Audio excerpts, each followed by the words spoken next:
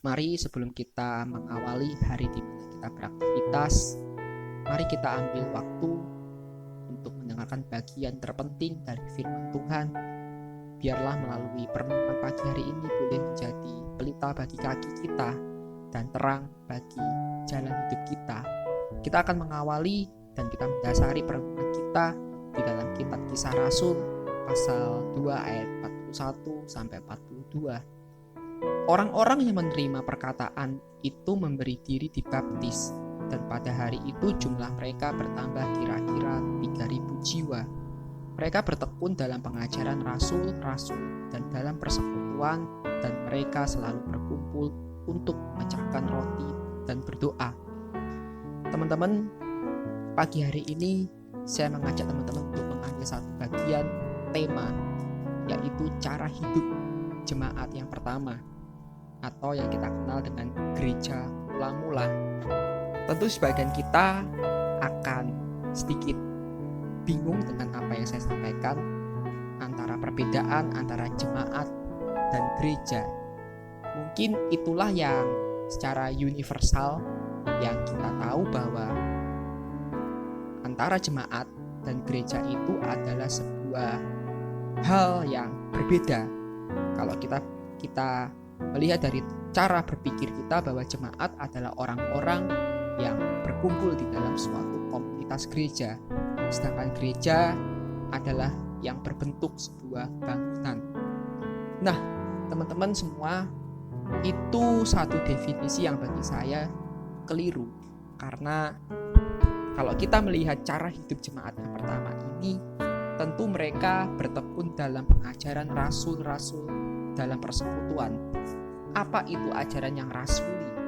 Ajaran yang rasuli itu adalah ajaran yang berpedoman, yang berprinsip pada nilai Alkitab dan pemberitaan Injil sesuai ajaran Yesus Kristus.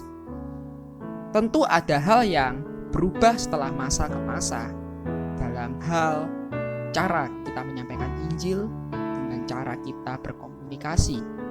Mungkin ada nilai-nilai yang tertentu yang akhirnya membuat sebuah keadaan ini orang menyempitkan makna jemaat dan gereja.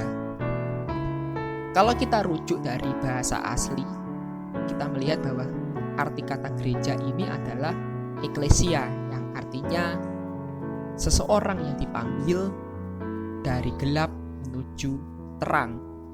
Artinya hidup kita ini yang kita hidupi, yang dulunya kita digambarkan hidup dalam gelap, kita diletakkan, dipanggil untuk menuju terangnya yang mulia. Demikianlah hendaknya terangmu bercahaya di depan orang, supaya mereka melihat perbuatanmu yang baik dan memuliakan Bapamu yang di surga. Satu kerinduan yang diajarkan Tuhan Yesus melalui setiap pengajaran yang ada di dalam Alkitab ini, tentu yang pertama-tama adalah untuk kita menjadi saksi bagi bangsa.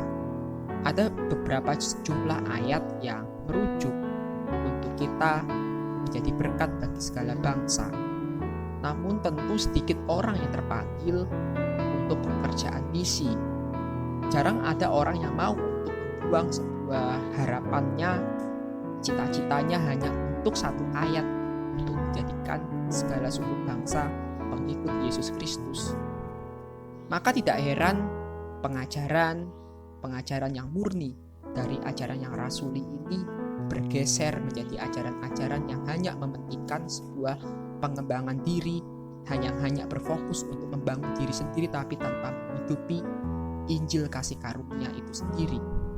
Dan kita percaya bahwa untuk menghidupi Injil kasih karunia ini dibutuhkan satu pekerjaan yang tentu harus kita lakukan untuk kepentingan Tuhan, bukan hanya berdasarkan kepentingan kita sendiri.